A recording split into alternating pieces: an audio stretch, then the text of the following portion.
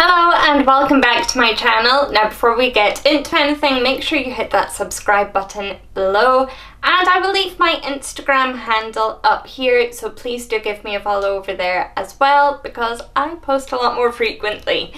So today I thought we would keep it quite simple and we could do the words for hot and cold. So the word for hot in Scottish Gaelic is che. Che.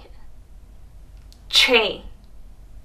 And the word for cold, fuar, fuar, fuar. And that works whether you're talking about the weather and you're saying it's a hot day, so la che, or you're having a cold drink, joch fuar.